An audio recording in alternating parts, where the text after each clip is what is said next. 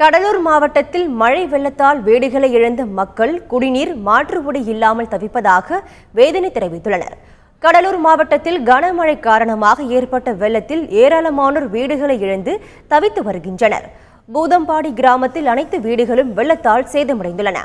வெள்ளத்தில் உடைமைகளை இழந்து தவித்து வரும் மக்கள் குடிநீர் மாற்று உடை இல்லாமல் தவித்து வருவதாக வேதனை தெரிவிக்கின்றனர்.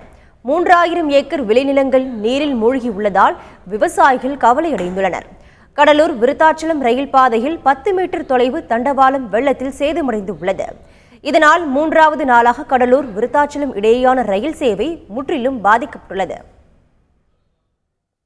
கடலூர் மாவட்டத்தில் 3 நாளாக பெய்த மழையினால் பலத்த சேதம் ஏற்பட்டு பூதம்பேடு கிராமத்தில் பல ஏக்கர்கள், அதாவது 2000 ஹெக்டேர் அளவுக்கு சேத நெல் பயிர்கள் அழிந்து விட்டது. பூதம்பாடி கிராமத்தில் ஒரு வீடு கூட கூரை வீடு எதுவுமே இல்லை, எல்லாமே தரமட்டமாக ஆகிட்டது. இன்னும் இது வரைக்கும் பூதம்பாடி கிராமத்துக்கு நல்ல ஒரு வசதிகளை செய்து தரவில்லை கவர்மெண்ட்டு. தண்ணி வசதி கூட கிடையாது. இது வரைக்கும் 3 நாளாக எங்கள் ஊரில் யாரும் தண்ணி வசதி கூட இல்லாமல் நாங்களும் அலைஞ்சு பார்க்குறோம், தண்ணியே கிடைக்கல. கடலூர் மாவட்டத்தில் 3 நாளாக பெய்த மழையினால் பலத்த சேதம் ஏற்பட்டு பூதம்பேடு கிராமத்தில் பல ஏக்கர்கள், அதாவது 2000 ஹெக்டேர் அளவுக்கு சேத நெல் பயிர்கள் அழிந்து விட்டது.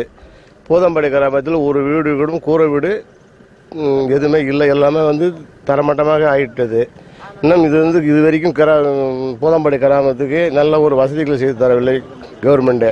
தண்ணி வசதி கூட கிடையாது. இது வரைக்கும் 3 நாளாக எங்கள் ஊரில் யாரும் தண்ணி வசதி கூட இல்லாமல் நாங்களும் அலைஞ்சு பார்க்குறோம், தண்ணியே கிடைக்கல. ஏன்னா முறை நீ தண்ணியில் மிதங்கிட்டு இருக்கு. இது வரைக்கும் வரலாறு கிடையாது வெள்ளம். அதனால வீடு பூரா எல்லாமே போச்சு. கூரை வீடுன்ற பேச்சுக்கு இடம் கிடையாது. மெத்த வீடுலாம் 5 அடி உள்ள தண்ணி இருந்தது. டிவி பொருட்கள் எக்கச்சக்கமே எல்லாருக்குமே நஷ்டம்.